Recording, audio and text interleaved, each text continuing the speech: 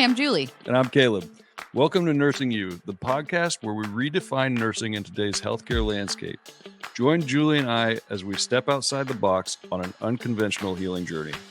Together, we're diving deep into the heart of nursing, exploring the intricate relationships between caregivers and patients with sincerity and depth.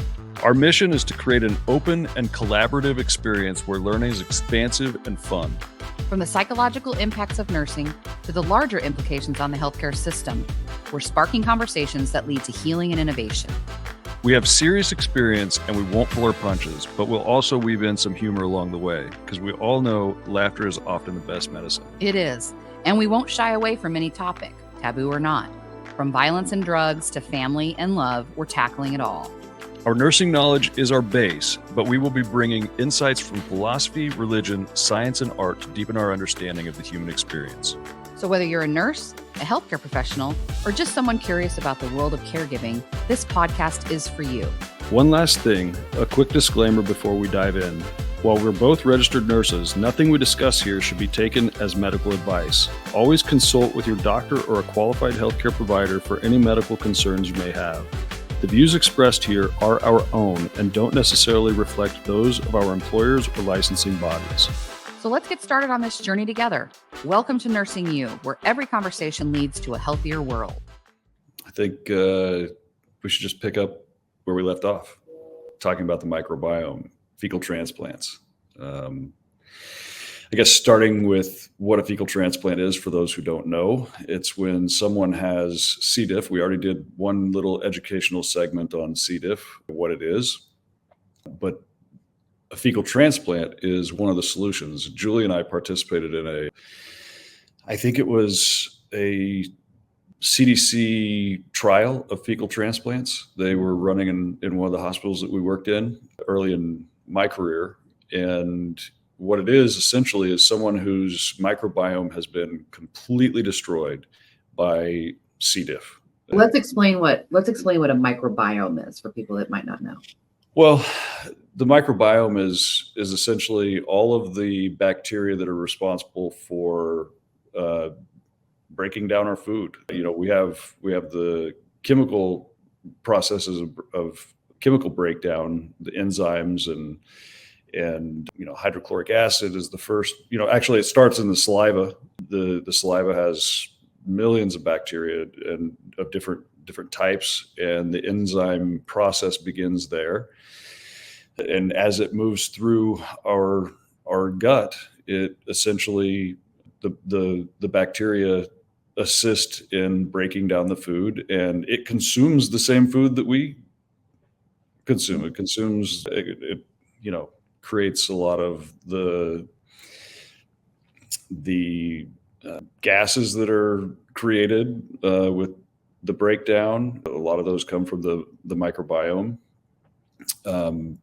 But like I said, when I explained what C. diff is and how the good bacteria releases an enzyme that locks the spore in a dormant state, and when that good bacteria is removed, it enables the bad bacteria to proliferate, which is really, I mean, gosh, I don't even think it's metaphorical as an extrapolation point out to the rest of our experience of life, that when good people do nothing, bad people proliferate, bad actions proliferate. I mean, I think it's, you know, the concept of as above, so below. This is as below, so above. You know, we're talking about the microbiome, but it you know, I think, well, we'll get to how the microbiome connects all of us a little bit later. But I think it's a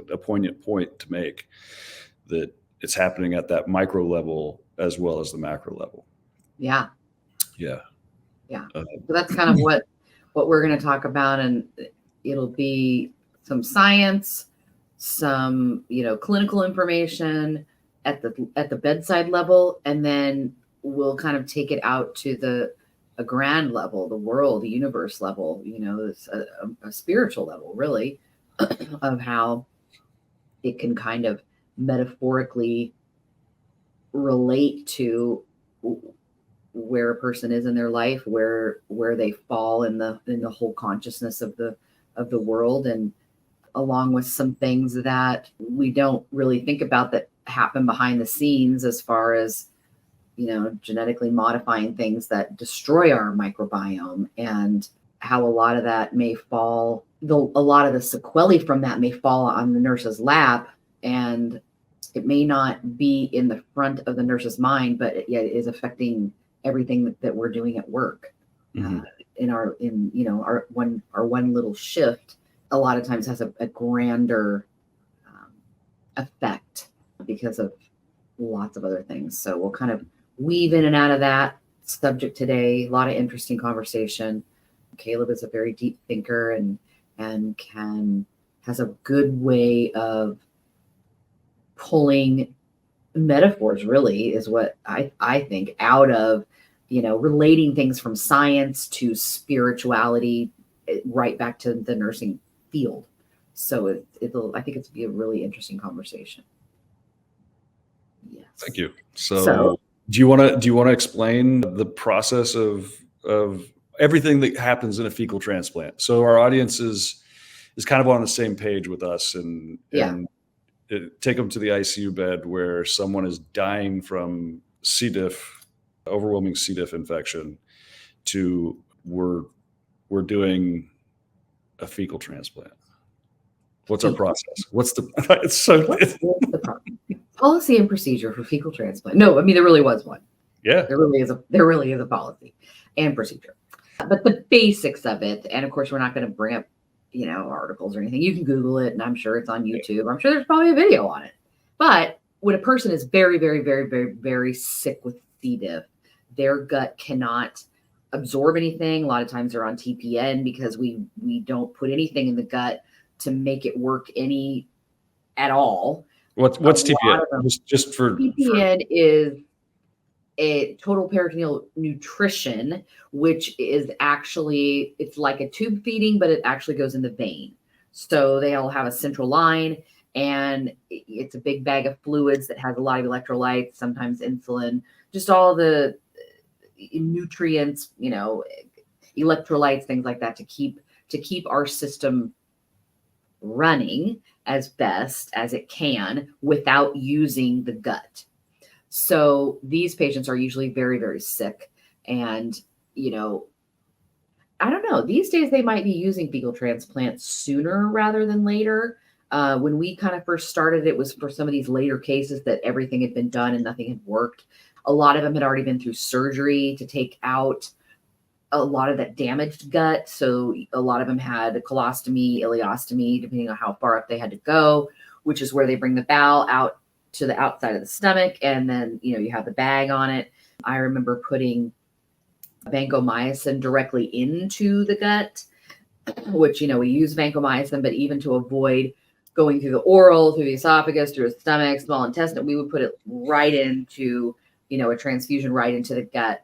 So a fecal transplant, because in what we produce in our gut, the feces that we produce has some of this good bacteria and has a lot of the things that our gut can use naturally to perform well, optimal. So and I don't know who they is, somebody came up with the idea that, wow, what if we had someone who was kind of related, which I don't know if it has to be related, but these people were related. They were of the same family. It has to be from the same home.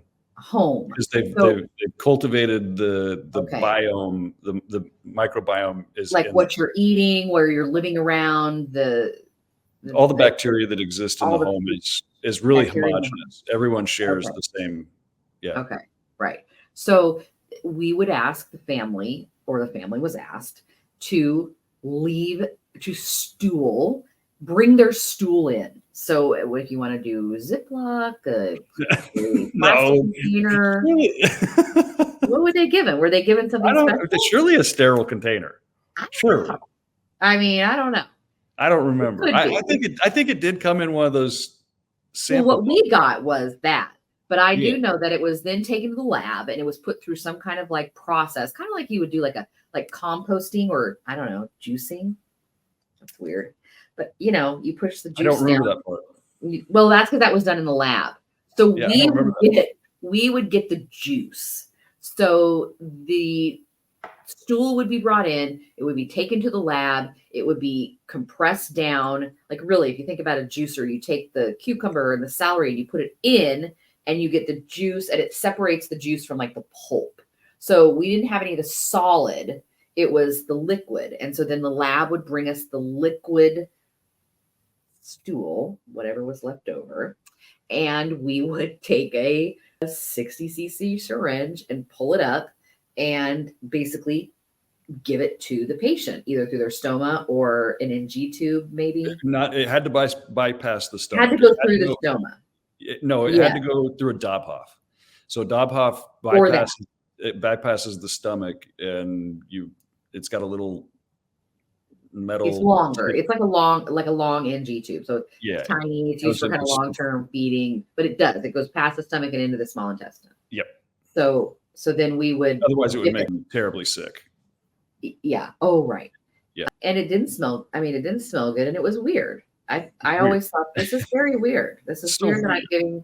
And I think we had to sign it off on the MAR, and Sure. all that. But whatever it was, really, really, really made a difference in the patient. Sometimes overnight, you could tell a difference. They, if they were becoming septic from the infection of their gut and it had become systemic throughout their body, that you might notice a change in their vital signs. They might be less tachycardic. Their blood pressure might stabilize out a little bit to where you could come off some of the blood pressure medicine that you were using. And over time, it would literally heal their gut and the insides of it and allow for their body to start making their own good bacteria and building back up their microbiome, which is just the inner linings of the inside of the gut.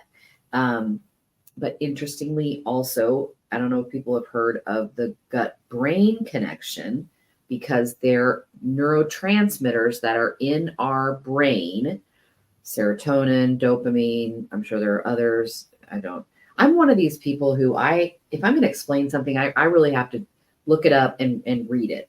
I don't retain a lot. I retain some, but not a lot. But there are neurotransmitters that are in our brain. They are also found in the gut. So that then you could connect to kind of a mental health as well, which I think we'll talk about a little bit later. But that's the gist of a fecal transplant, which is putting in healthy stool to a very, very sick person. To recultivate the microbiome. Recultivate the microbiome, yes, so that it improves that microbiome. And it really actually works. Yeah, it's incredible. Yeah, it really is. Yeah. And so in thinking about that, you have come up with some interesting ideas about that, to me, make complete sense. Well, it's, so I've researched it quite a lot. All my ideas are kind of predicated on the real life experience that we share. And then over time, because we were right on the front end of that. I mean, that trial was, I think really unheard of at that time. And I believe part of the reason that we were chosen for that is that we had a pretty prolific strain of C. diff that brought the CDC into our hospital. And because essentially every person that got that strain ended up dying. And we traced it back to, I believe, the curtains in the room. The housekeepers weren't cleaning the curtains. Do you remember that? Yes, right. Yes, I do. So all of the data that's been coming out over the last 10 years, once the dots started connecting for me that PTSD really, it was damaging the lining of our gut, then I was like, okay, what's going on here? Because I've got all this experience of watching people go from their deathbed to being discharged from the hospital, and that's a miracle, because that just doesn't happen. So, I mean, not everybody that gets that survives. Right. That's Right. unrealistic. Yeah. It's not a for sure thing, but the people that it helped, it was profound. Yeah. Dramatic. Yeah, it was dramatic. And the dramatic thing is, like I said last week, they go from completely emaciated, like they're just skeletons, and they are just sick, and it's like the essence of who they are is just gone. And they're operating at such a low level of consciousness. So then to read about, all the NIH studies that are discussing how our mental health is impacted by the microbiome that we cultivate, making those connections, it just became very real to me. Like and so I've spent, a lot of time just working it through the mental workshop. Kayla's mental workshop. Yeah. So, thank God. Yeah. huh? Thank God we have Kayla's mental workshop. Oh, come on. Yeah. No, seriously. So there's so many things. So the NIH, well, it's not just the NIH. There's so many studies out there. You can go find a dozen articles about this. They're linking our microbiome to our mental health, to our physical weight, how much we weigh. So there are strains of bacteria that if it's found in the gut, you're overweight. There are other strains, if they're found in your gut, that cultivate skinniness. I mean, it's like this microbiome thing is really controlling so much of who we are. And it's very individual. So is it genetic, do you think? Well, I think genetics absolutely plays a part of it, because, well, I mean, I think that gets into epigenetics a little bit, that our bacteria are really integrated with our DNA, and that's a whole another branch of the conversation, epigenetics. I'm fascinated by it, but I don't fully understand it. That's a very complex subject that I would need, to really delve into. So all of these ideas that I'm sharing are just that. They're just ideas. It's not like I've researched anything. It's just pairing it with the profound experience that we've had. Yeah. So one of the ideas, it's also linked to depression. So some of the different types of bacteria are correlative with either positive or negative mental health. So to me, it almost makes it raises the question of, could kissing be a means of transference of these good or bad bacteria? We live in a pretty promiscuous society, and that bacteria, and that has only gotten, more rampant over the years. And I certainly don't want to, bash anyone for their choices or how they're living or anything. But what if our mental health was deteriorating because depression was spreading through kissing? Or it's not unlikely. I mean, it's not. There's a possibility. Yeah, why not? Right. It's a wild idea, Yeah. but I mean, there's, what was it, 10 million, or it's like 10 to 80 million bacteria are exchanged in one 10-second kiss. Wow. Yeah, that's wild. It is. So, it would be something for an academic to study and really dig into, but it makes a lot of sense. What else? Oh, I remember. If it's controlling our emotions in that way, it kind of takes me to the hive mindset, that if the thing that is healing the person that's sick with C. diff is the rest of the, quote unquote hive that is in the home, because that was the key. They had to be from the same home, because it's his genome, or not genome, but his microbiome that is being recultivated. Even though it's in somebody else, they share such a similar microbiome that is what heals him. So if you take that and extrapolate it out to the rest of society, like the idea that our ability to experience joy and happiness, not to do away with the personal accountability for cultivating joy and mindfulness and all the things. I mean, that actually becomes, if the idea that our microbiomes are connected, like you think about someone on the other side of the world, or the other side of the country, or the other side of the state, and then within a few hours they text you and you're like, how did you know? And you're like, and we're connected. That's what the answer always is. We're connected. What is that? I mean, that's to me is like some very, very low grade experience of what it would mean for us to be really in an expanded consciousness. Like that, at an expanded consciousness where we're really utilizing and maximizing our capacity and our brain power, we would be able to communicate in profound ways that we can't even really dream about, because it's so far beyond our ability to perceive at this point, because we're so constricted in the state that we're in.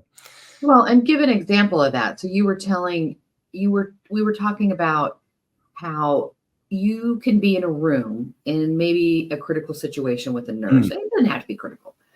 In there doing something. I mean, maybe you walk in and maybe she's trying to get a Foley in, or maybe she's trying to get the patient to take meds from applesauce, or something. And you walk in, and that nurse doesn't even have to say any words. As another nurse or healthcare provider, sometimes it can be respiratory therapy, it can be CNA, that doesn't matter.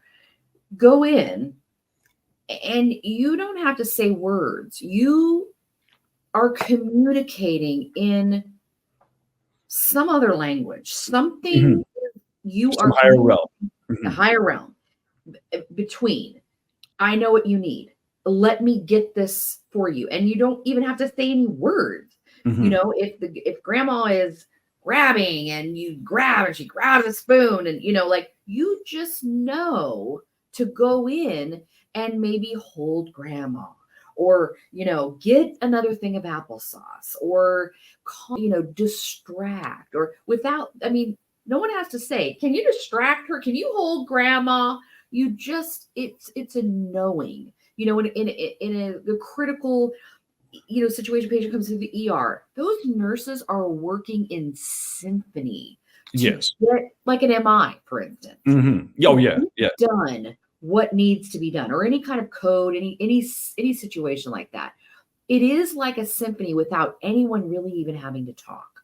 There is something there. There is something in that kind of environment that is greater than just words coming out of your mouth. It's, and it's like a hive mentality, which you said. A hive mind. We all know what has to happen. It's a vibration or a something in there. And it's a mix of all the training that we have, all the experience that we have, all of it just mixed together to create the symphony. Yeah. And so how does that relate to microbiome? How does that, can you relate situations like that? Well, one of the thoughts, probably controversial, one of the thoughts that I've had is that when families started being broken up, when fast food came into the picture, we started eating foods outside. We started eating more outside the home than inside the home. What that did was that it stopped cultivating that familial bacterial milieu, if you will. Yeah. The cultivation of the family microbiome really diminished. I mean, the home, obviously, obviously that still is a critical piece, but the mom or the dad that's cooking, their hands, regardless of how, I mean, Yeah. unless you do a sterile cleansing of your hands, you're transferring bacteria. Just a fact. You pick up the handle on the pan or the spatula or whatever. Oh yeah, the wash rag or anything that's just right there. Yeah. And back in the day, hand washing was a thing, but not like it is today. We've sterilized a lot of everything, and I think it's not good for us. I think there's a balance to be struck. I mean, I think that's true in a lot of ways, that finding balance is the key. But so that's at the family level. But what I'm, one of the fun things to think about is if the bacteria is impacting our mind, our conscious mind, our ability to perceive information so profoundly, as all the data suggests, then at some level, it's that bacteria that's been cultivated and shared amongst the friends that creates that connection that stays with you. I mean, you have memory. I mean, you have the memories. Like, what is it that passes through the consciousness that causes you to remember the person in the first place? I don't think anybody has that answer. The idea that you thought about this person and then they called you, so they were thinking about you, implies that there's this broader hive mind that is underlying our ability to perceive. And I guess to get really philosophical and current with our modern state, the idea that artificial intelligence is offering us, what is it that Neuralink and all these implantable neurological devices, what is it that they offer us? It's offering us instant access to information that would take multiple lifetimes to cultivate in an education. You could never, I mean, maybe Elon Musk has it, Right. I don't have access to that. I'm very limited, but it's offering that expansion of consciousness to a degree that we could never attain in a single lifetime. And so one of the tools in my mental workshop is to play the opposite game. What if it's happening on one side, it has to be happening on the other. And the idea is that if that opportunity is of an expanded consciousness, the experience of an expanded consciousness is happening in our technological world, then it must be happening in our real world, not in an augmented way, but it's happening in a real way. That's as simple as it gets.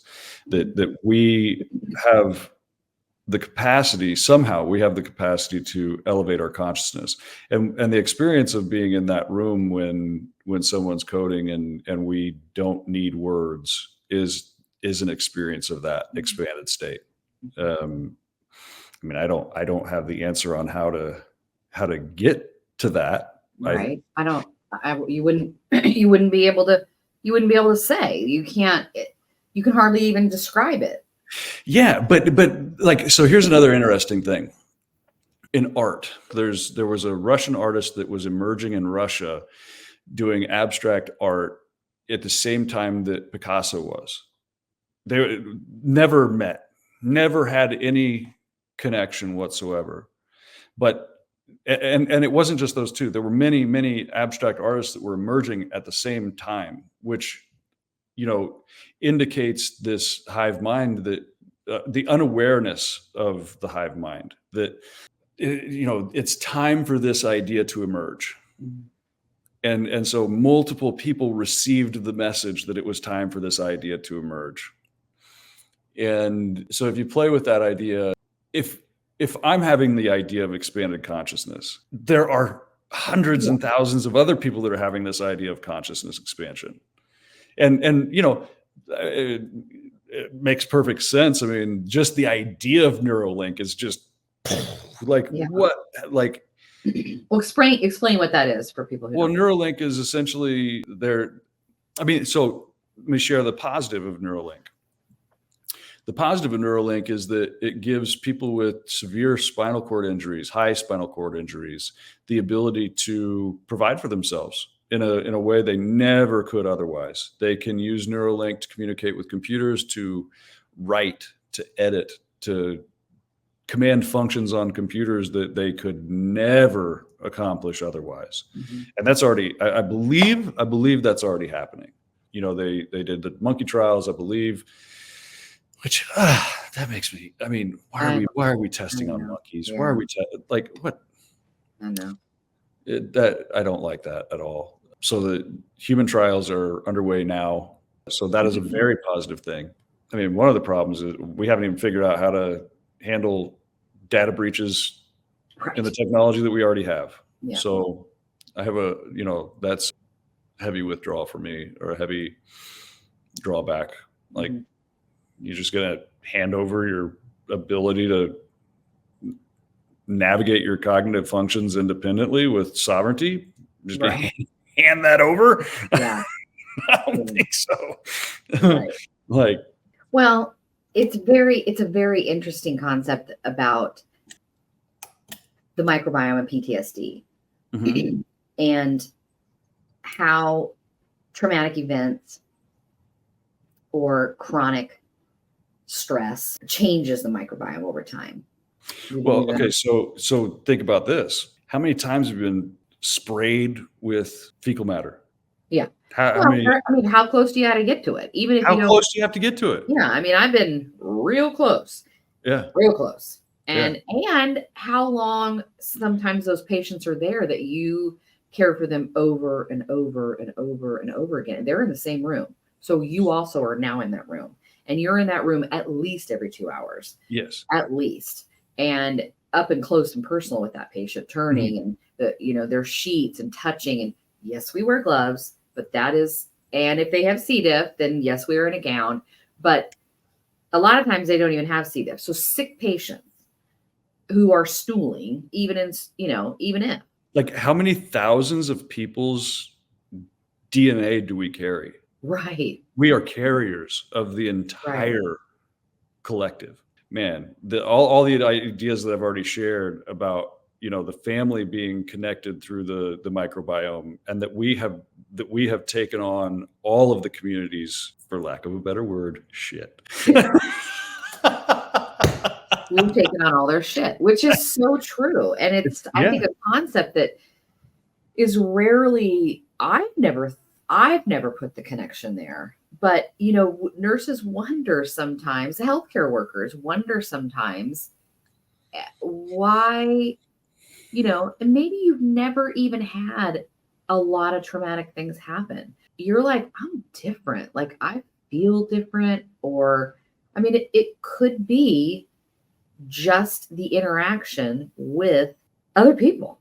Well, I think the personal action, or where it becomes our responsibility, is figuring out how to cultivate joy and happiness that really transcends those things, that those become structures in your life. Having the hobbies, having deep connections. God, when those deep connections are broken, because in a large part because you need to just go home and be silent. You need to go home and just sit in a dark room. Your kids don't understand that. Your partner doesn't understand that. Nobody can understand that. Figuring out what brings you joy keeps you above the threshold of falling into depression. Yeah.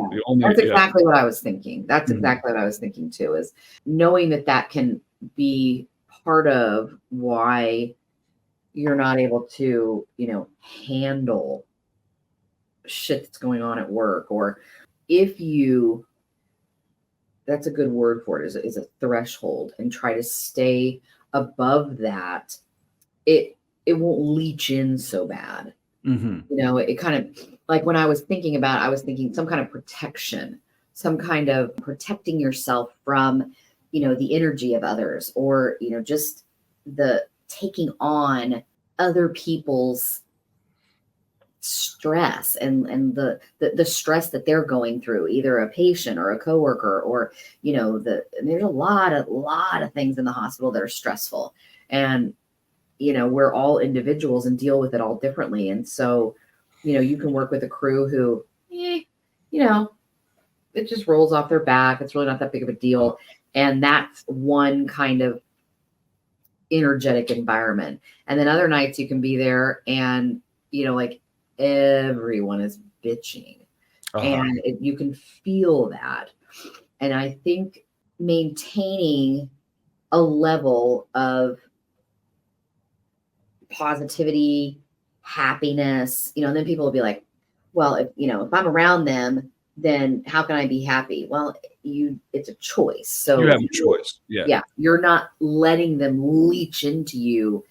And, you've got some kind of imaginary, suit or, blue gown. I don't know, put on your blue gown. Yeah. Put on the blue gown to keep that from absorbing, interesting, very interesting. Yeah. And something I've clearly never thought about. Now, but also, you sent me the interview with Tucker Carlson. I'm not a huge fan. Right, you're right. And I came across it from someone else who loves him, but and she prefaced it by, I know you don't like him a lot. I was like, I don't know him, so I can't say I don't like him. I just over the years, and mostly during COVID, when I was watching a lot of news, I wasn't right either. So let's just call it a truce. It's fine. Mm-hmm. But he had a very, very interesting interview. Very interesting. Very interesting. We can post a link to that because it is fascinating, and it connects right to this microbiome conversation. Yeah. That the idea that the microbiome is so integral to our overall health, mental and physical, and we have by integrating by integrating industrial farming and genetically modifying our foods, and then the FDA cohorts it's FDA, Federal Drug Administration. Yeah. So, hold on. Is it food and drug? Sorry. Yeah. It seems federal, but yeah. What's that? It seems federal, and I'm sure. I mean, it is federal. Yeah, it is very federal. Food and drug, and drug. Right. Interesting. That we can genetically modify the foods, and then we can modify the drugs to match those genetics. It's like, what are we even doing? Why are and this video that you sent, it's just right on point with this whole idea and how it kind of explains why we are where we are now. Yeah, it's very sad. And, we listened to that after the last episode where we talked about finding the positive. And this is the modality of provision of care that we have right now, and the doctor that is talking, she abandoned her career to pursue the fight, pushing back against these things that are in place. It's convicting. It's convicting to see her take such a hard stand, and I don't know how she afforded to do that, but she saw it earlier than any of us saw what was happening. Yeah. And I think too, how you said the ideas come. So to those that they come, it probably not only came to her, but it came to other people, but they just come. And, it's not a diss to other people like, oh God, why didn't I think of that? It's not that. It's just, it's their time. It's the time for this to come. You're right. And, right. Yeah. The book, her name is Casey Means, Means. And she wrote it with her brother, actually. And the book is called Good Energy. So we'll put a link down there. It's just, it's very interesting. And, I think overall, it takes a lot of the shame away from, like for me, that it's not all my fault. It's not because I was weak. It's not because I just couldn't handle it. It's not because, I should have been a better nurse, or I should have been able to do this. I should have been able to manage my kids and working like other people do it. There's a lot of shame that and negative self-talk that I went through that I had to come out of for years. Why do I drink so much? Why do I tell myself I'm not going to drink when I drink? And then just all of those things. But there's so many more behind the scene things that are happening to influence that. Yeah, to influence and pull you down. That do pull you down, that you do not see. You do not see all of this happening. You're right. And it sometimes feels overwhelming when you're introduced to concepts that you've never thought of before. And it feels overwhelming and it feels unfair and it makes you mad. And, you want to like, oh my God, we got to cure that. We got to fix it all. But that's not, you have to just stay away from that kind of thinking and just take it like, what can I do in my daily life to just be better and to make me feel better, be better for my family, be better for the people who I influence, who I'm around. And that's kind of, again, back to that threshold of keeping yourself at this level. So you're not taken down, you're not drawn down into that, just very negative and dark place that you can get to. Not only just choosing, but just being mentally taken there by the way that our bodies are working and all the influences that are around us all day, every day in the workplace and just in our environment where we live. And because we just live here on Earth and it's just here. Right. And that's just the way it is, so not letting it overwhelm you and if feeling overwhelmed, to just literally think of what can I do? What can I do positive for myself today? What can I do to make this better, to make me feel better? Oh, I can think, oh, it's green outside. I have home. I have a voice. I can do things. I can change my mind. I can choose to be happier at work. I can choose to not even work there anymore. You have a lot to get you out of that headspace of like doom and gloom of, everything that we're not being told is behind the scenes. So right. I don't want people to focus on that. I want awareness is key but take it as a helpful dose, not as something that's going to take you farther down. Yeah, that's our mission. That is our mission. Not focus on the negative, but not ignore the negative, but right. Cultivate more positivity. For sure. Yeah. So as you were talking, it would be, you said, so how do we like, what can we actually do to mitigate the damage of taking on the community's, stuff? Have you ever heard of colonics? Yes. What if we found a colonics professional to come in and like finish this conversation, like cleaning out our system to like purge our microbiome of all that we've carried, all that we are carrying of the community. I don't know that we could ever get rid of all of it, but just but even just knowing what and if that makes a difference.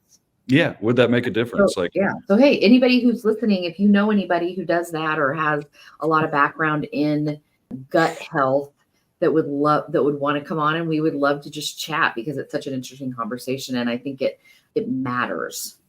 Clearly, it matters what we put in our gut. I mean, you can eat, fast food every day, and a certain way or certain places, how you're going to feel versus going to a nice salad bar, maybe having a nice chicken and vegetable meal, you feel different. So we know this, but to get into the real science of it, I think would be a very interesting conversation, relating it back to mental health for us, Yeah.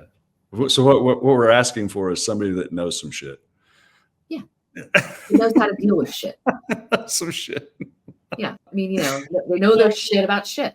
Yeah. No, yeah. So we're also going to start asking for what we want, which is we want this podcast to be shared. And we want people who need to hear, who want some laughter, who want some lightheartedness, maybe some, some of these serious concepts that we get into.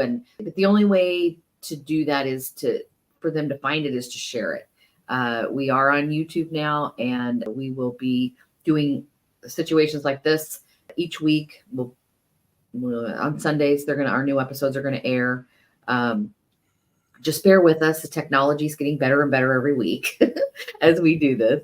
If you could subscribe or follow on the podcast, share it on your social media, and then comment. We love, and I always hear people say that on their podcast. Oh, we love it, but we really do love it. It's so fun to hear what people think and any other ideas that you have that like we could talk about, or questions that you have, or questions to episodes that we could like follow up, whatever, because what I think we're trying to do is build a community of nurses who just want to have real talk. They want to be authentic. This podcast is very organic. We don't do a lot of planning. We don't really have like a outline. Our conversations are very organically, we just talk. And that is something that we want to kind of keep it lighthearted like that, so that we can talk about tough subjects and things that don't feel good in a feel good way, Yeah. So we're just asking for what we want, which we should. Everyone should, because we're all divine. We all should get what we want. All possess a spark of God. Yeah. Yeah. So we'll see you next week. Okay. All right. It was fun. So fun. Always fun. Always fun. We hope you've enjoyed this week's episode. Remember, the conversation doesn't end here. Keep the dialogue going by connecting with us on social media posted in the links below, or by visiting our website. Together, let's continue to redefine nursing and shape a brighter future for those we care for. Until next time, take care, stay curious, and keep nurturing those connections. And don't forget to be kind to yourself.